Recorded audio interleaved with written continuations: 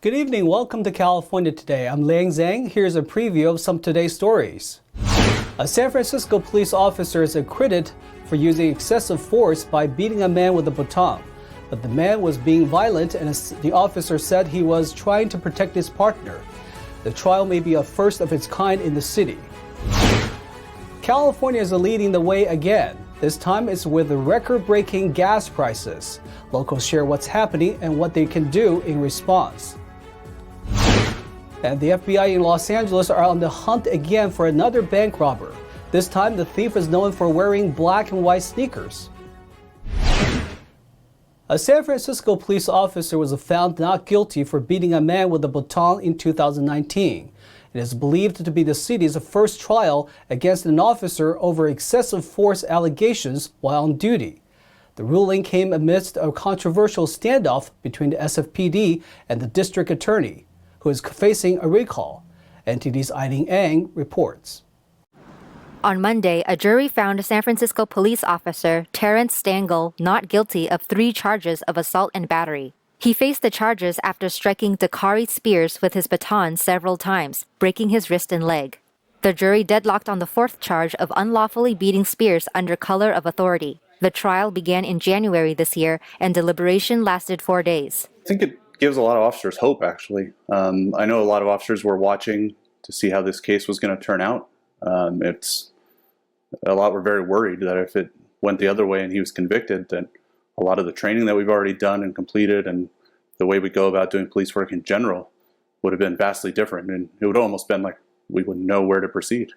In an email statement to NTD, Police Chief William Scott said he was confident in the judicial system since the beginning of the case. He said the court gave Officer Stangl the same fair treatment and due process as any other defendant, and is grateful for their civic service. Scott made it clear that the police must be held accountable if their use of force violates laws or rights, and that police are not above the law. According to our view and according to the expert that was used from the police department, Officer Stangl acted within his training. In December 2020, the District Attorney Chesa Boudin's office filed multiple felony assault charges against Stangl for the use of force incident. After the verdict, Boudin's office stated they respect the jury process even though they are disappointed with the outcome. He is committed to holding those doing harm accountable regardless of their occupation.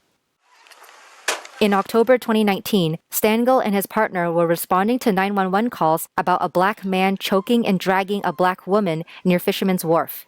During the struggle, Stangl helped detain Spears by beating with his baton several times. Spears was handcuffed and cited for delaying a peace officer. I think even Officer Stengel's attorney, Nicole Pafari, also stated that this appears to be a political hit job.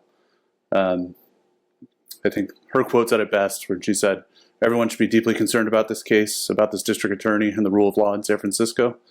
It doesn't matter if the DA is right or left. He or she should apply the law fairly and honestly without tipping the scales to meet a political agenda." And I think that's fairly accurate to what happened here. Stangl testified that he was trying to protect his partner, who was not charged, from the violent man. During the trial, the police chief ended an agreement that allows the district attorney's office to investigate police shootings and excessive use of force and in-custody deaths. He cited the office's impartiality. It was designed to restore public trust in the independence of investigations into those use of force incidents. Both agreed to let the agreement stand for another 2 months after the state attorney general's office intervened. The DA is facing a recall in June. Eileen Ang, NTD News, California. California gas prices are breaking record high prices on a daily basis. Industry professionals and locals alike are watching the prices soar, and everyone is thinking about what can be done about it. NTD's Adelina Asotane has the story. Almost everyone who owns a car has seen what's happening at gas stations, and there has been no shortage of finger pointing. A AAA spokesman said prices started going up right when the Russia-Ukraine conflict started. As soon as the conflict began and the war started to take place, the cost of crude oil jumped to about $100 per barrel. Over the last week, it's been up to $110 per barrel, and just today it hit about $115 per barrel. $7.25 is the highest price NTD has found in California's Bay Area. But that's not for a novelty cup of coffee. It's for only 1 gallon of gas, which is the new record high for the state. set today. Just a year ago, it was about $3.74. So you can see just how much higher it's gotten, well over $2. And California is leading the country once more, this time in gas prices. Golden State average gas prices hit $5.34 on Tuesday. One county is getting close to $6 per gallon. Mono County is the county with the highest averages, and they're about $5.96 right now. Some Californians are being matter-of-fact about the prices and taking the costs on the chin. God, it probably is. We're at, what, $5.73 right now? It's going to come for sure. Some have decided to drive less, like skipping vacations. Others are looking for alternatives, like public transportation. I bike a lot, so I don't drive too much, but I've definitely been getting gas less. I try to not drive too much. I've taken the BART before. I have a card. I like it. I think it's a good alternative. With all my tools on my back, going down the street with a bike, that ain't going to happen. Can you put a little trailer behind the bike and pull the trailer on the bike? That one might work.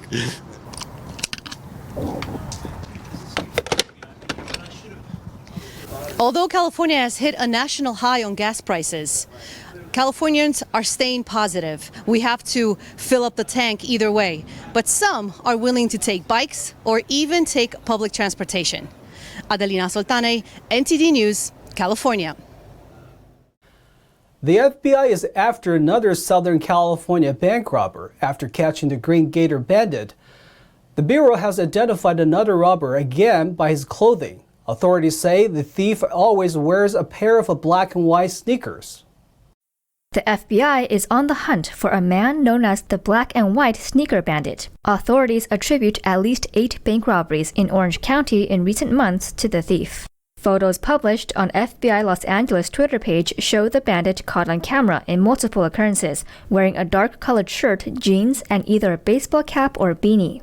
While his appearance slightly changed in each incident, he consistently wore a pair of black sneakers with white soles. Some Twitter comments speculate it could be 2 different individuals, judging by the build and appearance of the suspect in the photos. According to the FBI, the unidentified man is connected to a series of robberies between October 2021 and January 2022 in the cities of Fullerton, Huntington Beach, and Costa Mesa. Anyone with knowledge of the suspect's identity is urged to call the FBI Los Angeles Division.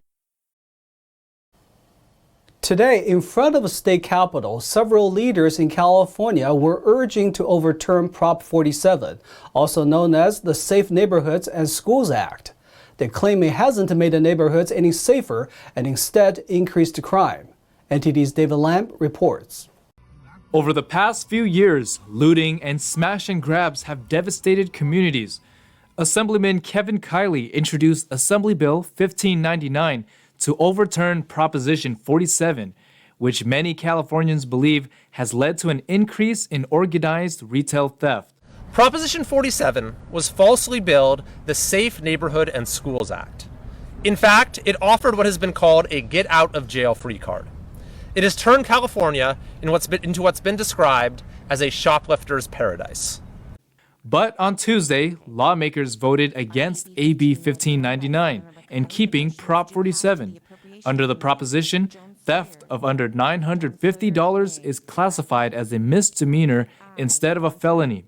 Kiley, along with others who endorsed AB 1599, wanted to lower the $950 threshold to $400. Some lawmakers, along with Crime Victims United, law enforcement representatives, and small business leaders commented on the policy. Prop 47 and other measures have effectively gutted law enforcement's ability to protect business, but also the most vulnerable, to include the elderly, who are often on fixed incomes and are targets of significant thefts now classified as misdemeanors. In the past few years, thieves have ransacked businesses in cities such as San Francisco, Oakland, and Los Angeles in a seemingly organized fashion. And those criminals know that there aren't consequences. So not only are they violently stealing from elderly, violently stealing from our stores, they are affecting every aspect of our communities. Prop 47's name and goal was with the intent to ensure that prison spending is focused on violent and serious offenses. With less people imprisoned, the savings would go back to the community. Kiley introduced AB 1599 in January. His office told NTD that he plans to continue working towards repealing Prop 47. David Lam, NTD News, California. Los Angeles County has loosened its masking mandates, catching up with the rest of the state. The Center for Disease Control and Prevention dropped the county's severity to low, leading to the change. Here's what's now required and not required in the county. In most Los Angeles County settings, masks are no longer mandatory. On Friday, the county changed the requirement for most indoor spaces to strongly recommended. Certain places still require masks, like healthcare facilities, transit centers, and homeless shelters. Masks are still required on K-12 school campuses. The rest of California will lift K-12 masking requirements on March 12th.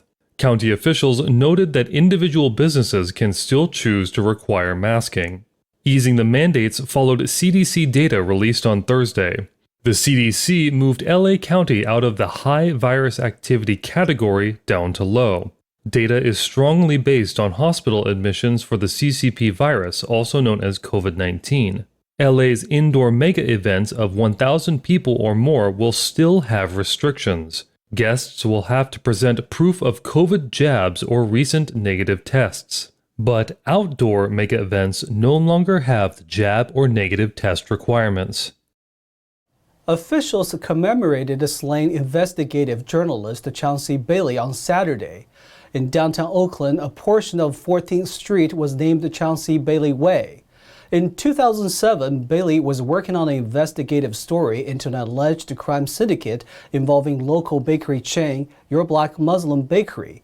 It was murdered before it was published. The former leader of the bakery chain, Yusuf Bey IV, was found guilty of ordering Bailey's assassination. Chauncey Bailey Way stretches from Broadway to Lakeside Drive on 14th Street. The path is where the journalist often walked to his job at the Oakland Post. Coming up, Southern California major supermarkets were in talks about new bargaining agreements with the local union, but the two groups did not come to an agreement.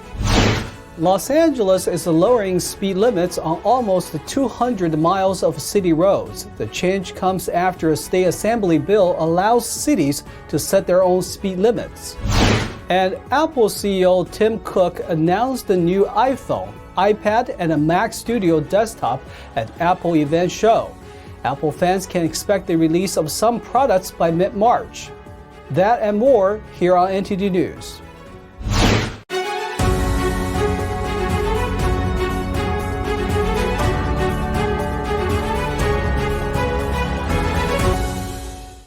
Union bargaining with the Southern California supermarkets broke down over the weekend. Though some strikes have happened, new ones aren't confirmed yet. Stores will still be staffed. Labor contracts between grocery store workers and Southern California supermarkets expired on Monday. Contract negotiations between the United Food and Commercial Workers Union Local 770 and Southern California's major supermarkets broke down over the weekend. Supermarket employees picketed stores in Los Angeles' Baldwin Hills and Orange County's Tustin last week during negotiations. The union wrote on Twitter that though no agreement was reached, previous conditions are still in effect. The union blamed Ralph's and Albertsons, the parent company of Vons and Pavilions, for unsuccessful bargaining. Union 770 members also work at Stater Bros and Gelson's. Ralph's said stores will remain open and staffed despite the contract expiring. Robert Branton, vice president of operations at Ralph's, said the union continuously made proposals that were very costly. He said the demands would impact the store's ability to meet customer needs and remain competitive. He said he hoped the unions would return to the bargaining table. Los Angeles drivers are going to be slowing down by 5 miles per hour, at least according to the new speed limits. Angelenos will need to be on lookout for new lower limits that is set to take effect 1 month from now. Los Angeles Mayor Eric Garcetti signed recommendations into law to reduce speed limits on 177 miles of roadways. The Department of Transportation recommended that speed limits be reduced by 5 miles per hour. Far too many Angelenos die in traffic collisions. Even one death is too many, which is why we launched and joined the movement of Project Zero many years ago.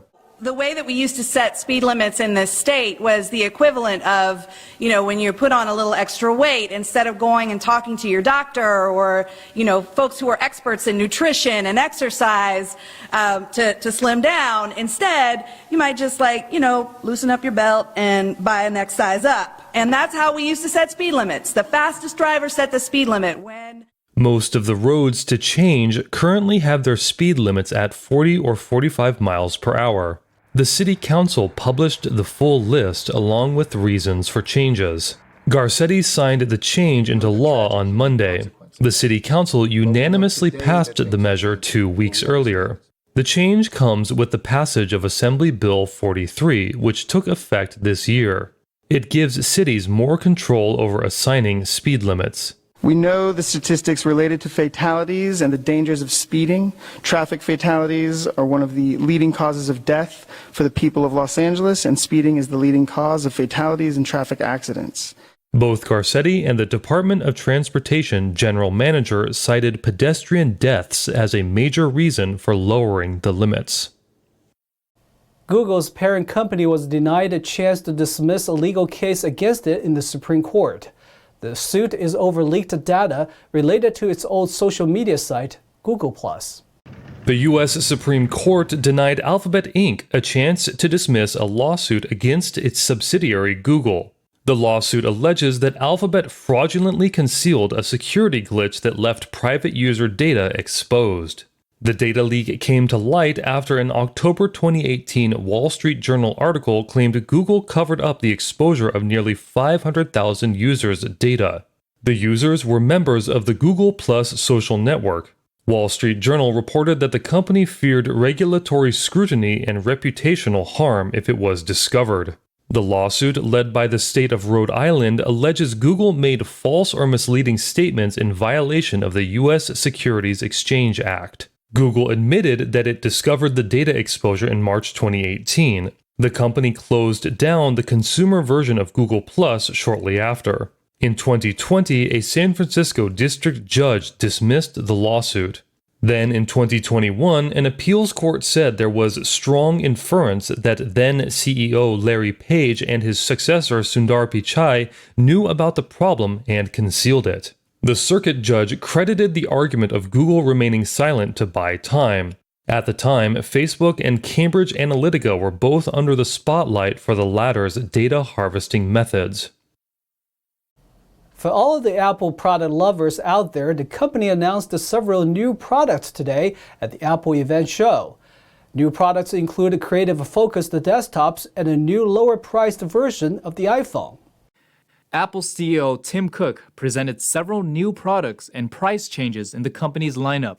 For iPhone fans, a new affordable version of the iPhone SE is coming out. The new iPhone SE brings the advanced features and exceptional performance of A15 to our most affordable iPhone. Apple slightly raised the price on the iPhone SE to $429. That's $30 more from $399 on the previous model. This is important for our existing users who want a smaller iPhone and a great value. iPhone SE series are small phones compared to Apple's other featured phones. According to researcher IDC, the US, Japan, and Western Europe have been the top markets for iPhone SE sales in recent years. The new iPhones start shipping on March 18th. Cook also introduced a new desktop designed for the creative type. We've had an extraordinary relationship with the world's creative community, and the Mac has been such an important tool for these users. Cook introduced the Mac Studio, with high-end versions topping at $4,000. The Studio display is priced at $1,600. The new iPad Air price starts at $599, and it will also be available starting March 18th. But a new Mac Pro was not included in this presentation. However, Apple said that it will be introduced in a later event. During the presentation, Cook didn't mention the conflict in Ukraine.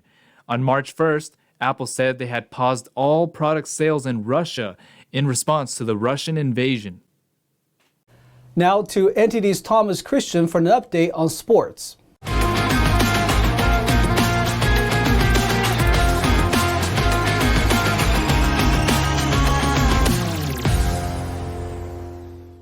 I'm Thomas Christian, giving you the California Today Sports Roundup.